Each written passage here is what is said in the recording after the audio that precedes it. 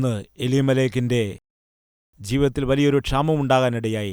അത് ആഹാരത്തിനു വേണ്ടിയുള്ള ക്ഷാമം മാത്രമായിരുന്നില്ല, മറിച്ച് എന്താണെന്നറിയാമോ? വിശ്വാസത്തിന്റെ ക്ഷാമമായിരുന്നു, ആത്മീയതയുടെ ക്ഷാമം. നല്ലൊരു ആത്മീയത ഉണ്ടായിരുന്നുവെങ്കിൽ അവൻ നല്ല തീരുമാനം എടുക്കുമായിരുന്നു. വിശ്വാസമുണ്ടായിരുന്നുവെങ്കിൽ നല്ല തീരുമാനമെടുക്കുമായിരുന്നു. കേൾക്കുക, ആ നാട്ടിൽ എല്ലാവരും ക്ഷാമത്തിൽ കൂടി കടന്നു പോകുമ്പോൾ ഒരേയൊരുവൻ എടുത്തുചാടി തീരുമാനമെടുത്തു, തെറ്റായ തീരുമാനമെടുത്തു. ദൈവം ഉണ്ടായിരിക്കുന്നതായ സ്ഥലത്തു നിന്നും, ദൈവം തിരഞ്ഞെടുത്തതായ സ്ഥലത്തു നിന്നും വിട്ട് ദൂരേക്ക് പോകണം എന്നുള്ള തെറ്റായ തീരുമാനം എടുക്കുവാനിടയായി. അപ്പോൾ ഭാര്യയായിരുന്നതായ നവോമി ഒരുപക്ഷേ ഒരു തടസ്സം പറയുകയായിരുന്നെങ്കിൽ, നോക്കുക, നമുക്ക് ഇപ്പോൾ എടുത്തുചാടി തീരുമാനം എടുക്കേണ്ട എന്ന് പറഞ്ഞിരുന്നുവെങ്കിൽ, കുറേയൊക്കെ ബുദ്ധിപരമായി പറഞ്ഞിരുന്നുവെങ്കിൽ ഈ കുടുംബം നശിക്കാനിടവരുമായിരുന്നില്ല. നമ്മളവിടെ പോവുകയാണെങ്കിൽ നല്ലതായിരിക്കും എന്ന് പറഞ്ഞപ്പോൾ തന്നെ എല്ലാം പാക്ക് ചെയ്തു. അതിൻ്റെ പ്രതിഫലം എന്താണ്? ഇന്ന് ഭർത്താവ് നഷ്ടമായിരിക്കുന്നു, രണ്ടാൺമക്കളും നഷ്ടമായിരിക്കുന്നു, ഏകാഗിയായിരിക്കുകയാണ്. എന്നാൽ പ്രിയ സഹോദരങ്ങളെ, നിങ്ങൾ ശ്രദ്ധിക്കുക, ഇവിടെ ആരാണോ വിശ്വാസത്തോടുകൂടി, ആരാണോ ദൈവത്തിൽ ആഴമായ ആശ്രയമുള്ളവരായി, ദൈവം നമ്മെ അടിച്ചാലുമില്ലെങ്കിലും എല്ലാം നല്ലതിനാണ്, ആ ദൈവത്തിൻ്റെ പാദങ്ങൾ പിടിച്ചുകൊണ്ട് ഈ പ്രശ്നത്തെ നേരിടാം. ആ ദൈവത്തിൻ്റെ സഹായത്തോടുകൂടി ഈ ക്ഷാമത്തെ നമുക്ക് നേരിടാം. ഇപ്പോൾ വന്നിരിക്കുന്ന പ്രശ്നത്തിന് കാരണക്കാർ നമ്മളാണ് എന്ന് മനസ്സിലാക്കിക്കൊണ്ട്, തെറ്റു മനസ്സിലാക്കിക്കൊണ്ട് ദൈവത്തോട് നമുക്ക് അപേക്ഷിക്കാം എന്ന് പറഞ്ഞുകൊണ്ട് ആ ഗ്രാമത്തിൽ അനേകം ആളുകൾ ക്ഷാമം കടന്നു വന്ന സമയത്ത് ദൈവത്തിൽ ആശ്രയിക്കാനിടയായി. ഇത് കേവലം ആഹാരത്തിൻ്റെ ക്ഷാമം മാത്രമല്ല, മറിച്ച് ആത്മീയതയുടെ ക്ഷാമമാണ്.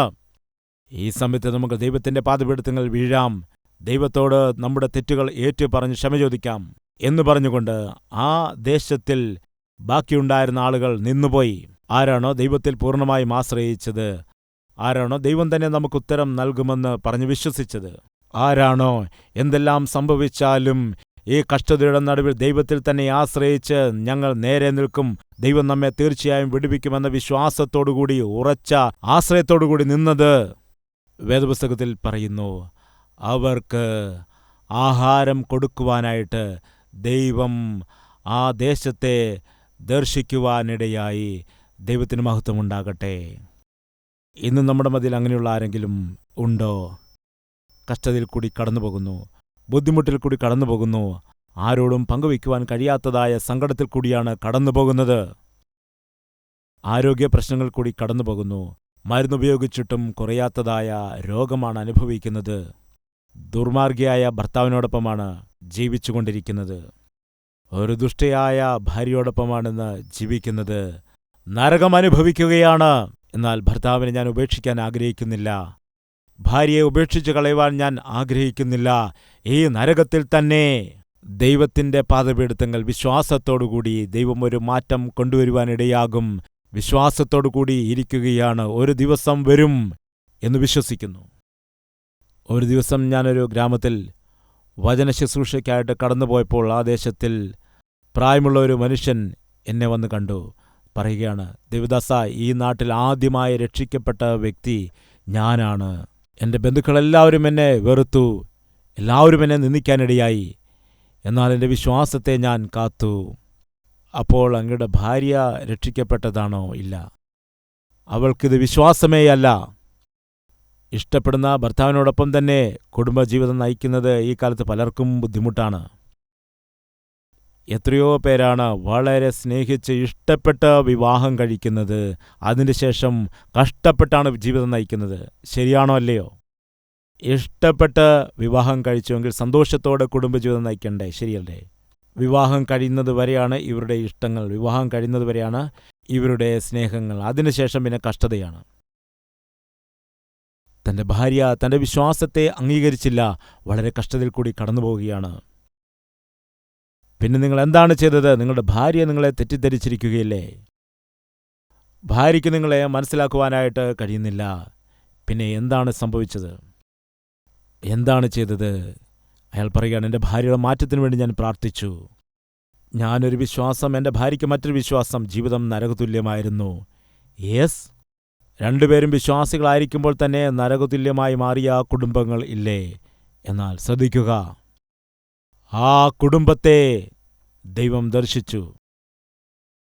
ആ പ്രായമുള്ള മനുഷ്യൻ എന്നോട് സംസാരിച്ച് ഇപ്രകാരം പറയുകയാണ്, എൻ്റെ ഭാര്യയെ ദൈവം ദർശിച്ചു. എൻ്റെ ഭാര്യയും രക്ഷിക്കപ്പെടാനിടയായി. ഇന്ന് ഞാൻ കുടുംബമായി ദൈവത്തെ ആരാധിക്കുകയാണ്. എൻ്റെ ഭാര്യ എന്നെ അംഗീകരിക്കുന്നില്ല, എൻ്റെ വിശ്വാസത്തെ അംഗീകരിക്കുന്നില്ല എന്ന് പറഞ്ഞ് ഞാൻ നിരാശപ്പെട്ടില്ല. അവൾക്ക് വേണ്ടി ഞാൻ പ്രാർത്ഥിച്ചു. ഇന്നെത്രയോ കുടുംബക്കാർ ഇങ്ങനെയുള്ളവരുണ്ട്. ഞാൻ ചോദിച്ചു, എത്ര നാൾ ഇങ്ങനെ പ്രാർത്ഥിച്ചു?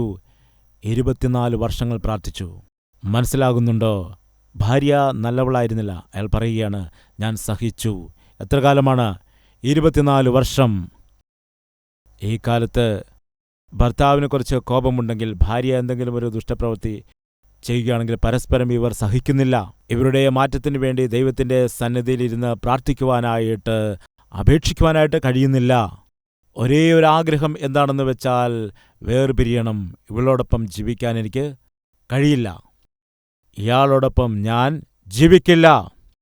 എങ്ങനെയെങ്കിലും ഈ പ്രശ്നത്തിൽ നിന്ന് തലയൂരണം.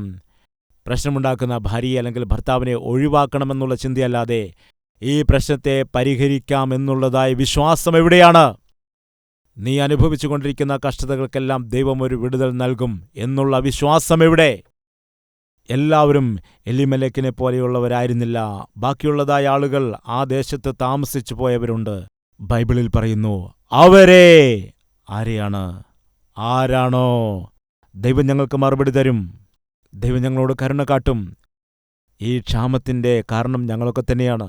ഇങ്ങനെ വിശ്വസിച്ചുകൊണ്ട് ആ ദേശത്തെ വിട്ടുപോകാതെ ദൈവത്തിൻ്റെ പാദപീഠത്തിൽ പ്രാർത്ഥനയോടെ കാത്തിരിപ്പോടെ ഇരിക്കുവാനിടയായവരില്ലേ, അവരെ ദൈവം ദർശിച്ചു.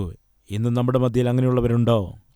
ഇതിനു മുമ്പ് ഞാൻ പറഞ്ഞതുപോലെ ദൈവത്തിൻ്റെ കരുണയ്ക്ക് വേണ്ടി, ദൈവത്തിൻ്റെ മറുപടിക്ക് വേണ്ടി, ദൈവത്തിൻ്റെ സമയത്തിനു വേണ്ടി കാത്തിരിക്കുന്നവർ ഉണ്ടോ? എങ്കിൽ നിങ്ങൾക്ക് ശുഭവാർത്ത. ദൈവം നിശ്ചയമായിട്ടും നിങ്ങളെ താമസിയാതെ ദർശിക്കുവാനിടയാകും. നിശ്ചയമായിട്ടും നിങ്ങളുടെ വിശ്വാസത്തിനനുസരിച്ചുള്ളതായ പ്രതിഫലം ദൈവം നൽകുവാൻ പോവുകയാണ്. അതിൽ യാതൊരു സംശയവും ഇല്ല. അവൻ തന്നിൽ ആശ്രയിക്കുന്നവരെ തള്ളിക്കളയുന്ന ദൈവം അല്ല.